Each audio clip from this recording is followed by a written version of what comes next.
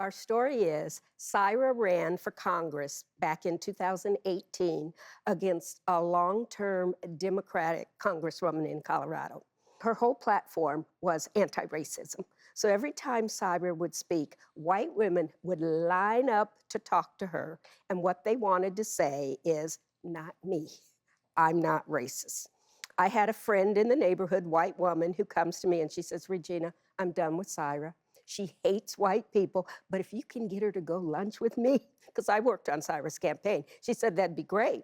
So I go to Saira and I say, you know, so-and-so wants to go to lunch with you. And Saira says, I'm not doing that anymore. She says, I'm paying for breakfast, lunch, dinner, cocktails, because these white women aren't paying for it. I'm paying for a babysitter. She said, and they're not gonna vote for me anyway. So she said, but if your friend wants to have a dinner and invite some of her white lady friends and you do it with me, I'll do that. So that's what we did. And then it was a full white woman Broadway musical, replete with crying, angry, you know, eye rolls. We saw some crying just now. And so I posted about it on Facebook. It went viral. And Regina and I thought to ourselves, you know, we're educating white women for free. We might as well get paid, which, my God, you would think that we've like asked people to give us their kidneys, that we're paying for this, asking people to pay for this work. But that's what started it. It was February of 2019. Uh-huh. And what did you expect at these dinners compared to what you got? It's basically exactly what we expect is what we get. We've done a ton of them by now. We've done a ton. So you expected to have a bunch of white women in denial saying, no, no, no, not me. And that's what you got.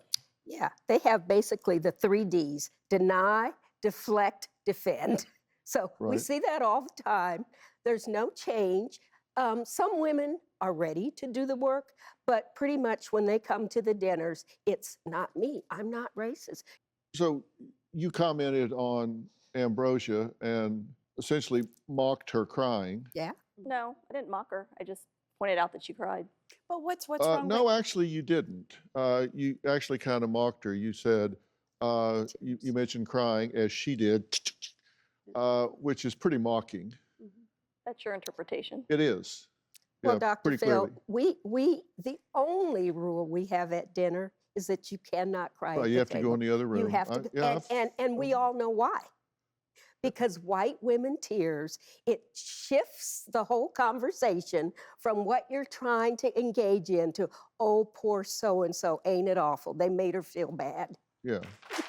Yeah. Which I interpreted as your point. There it is. That was your point, right? Yep. Yeah, I mean, there's a teardrop on our book cover. Yeah. So what was y'all's reaction to what Ambrosia had to say and Well, how she said it? Here's what I would say. We've had over 1 million Americans die from COVID, over 1 million. And largely at the beginning of this, it was people of color. It wasn't white people, it was Black people. When you go into a convenience store, now this is just me, I'm gonna respect somebody's rules, somebody's policies. If they ask me to wear a mask, I'm gonna wear a mask. That's just me. Yeah. Well, that's just you, and that was just her. Mhm. That's an individual choice. I'm the But same they way. were largely Black people. Do you understand what I'm saying? I Who hear were you. being largely impacted more by COVID than white people. Yeah. But it wasn't required. And they asked you to step outside. Yes. And that is a private business.